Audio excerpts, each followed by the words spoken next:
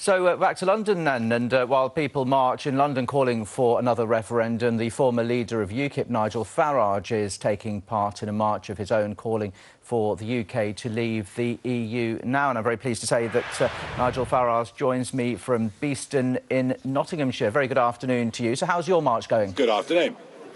It's going well. Started off in Sunderland last Saturday, and we'll finish up getting into Parliament Square on the 29th of March. The day we were promised over 100 times with the Prime Minister was the day we would leave the European Union. The day that 500 MPs voted for us to leave the European Union. But it looks like we're on the verge of being betrayed, so we're not very happy. Yeah, so clearly if you're aiming to finish on the 29th of March, pretty fruitless now, isn't it? Oh, it's not fruitless. Let me tell you something. The referendum was the greatest democratic exercise in the history of this country. We had the whole world threatening us, telling us, don't vote Brexit. We did vote Brexit, and we were told it would be implemented. So we'll be there in Parliament Square on that day to say, if you think you can walk all over us, you've got another thing coming. Tell us about your Brexit party now. You are officially taking over as leader, aren't you? That is right, absolutely. You know, I never thought we'd need a Brexit party because, as I say, when 500 MPs voted for Article 50, I thought we'd won. Even I, after 20 years in this business, misunderstood the sheer level of deceit and dishonesty there is now amongst our career politicians in Westminster. This is now a battle of people versus the politicians. For the first time in the history of our great country, we have a parliament ignoring the will of the people. It's a betrayal. It's a total disgrace. The will of the people suggests that with 4 million having signed up for another referendum, the people certainly are talking. Don't make me laugh. That petition put together, signed by people from all over the world, including Russia, so perhaps you should look at collusion into that case. And, you know, I mean, the whole thing's a nonsense. There are people boasting they've signed the thing 100 times.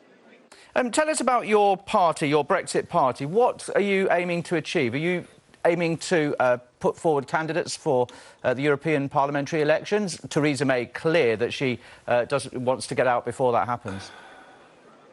I formed the Brexit Party because that's our backstop. That's the Brexiteers' backstop. Because if this betrayal becomes complete, and I hope and pray it doesn't, if it becomes complete and we finish up with a 2-year extension or something like that, we will have to fight those European elections on May the 23rd. And, you know, I'm not, after 25 years of having fought to make the United Kingdom an independent country, going to stand aside, have these people walk all over us. I will, if necessary, lead the Brexit Party into those elections on May the 23rd. And I tell you what, the establishment won't know what's hit them.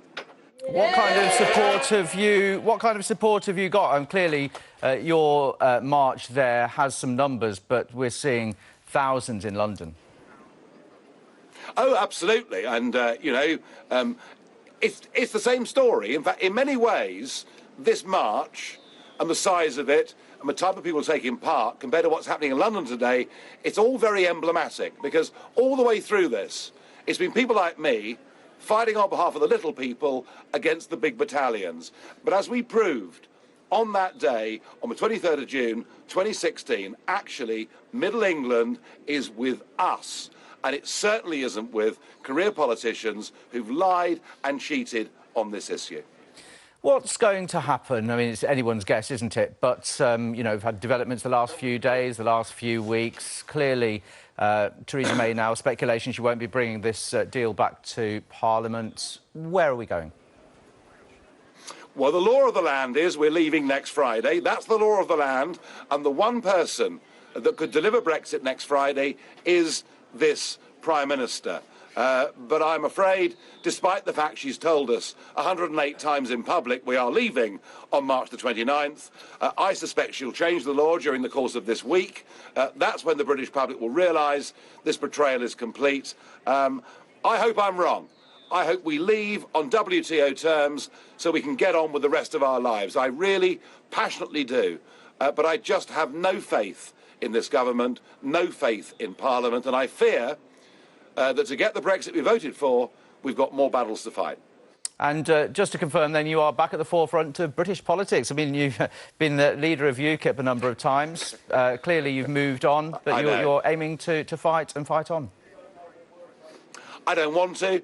I was a businessman who came into politics motivated by one thing, the belief that our country should be an independent, self-governing country, making its own laws, having its own courts, controlling its own borders. I thought I'd won.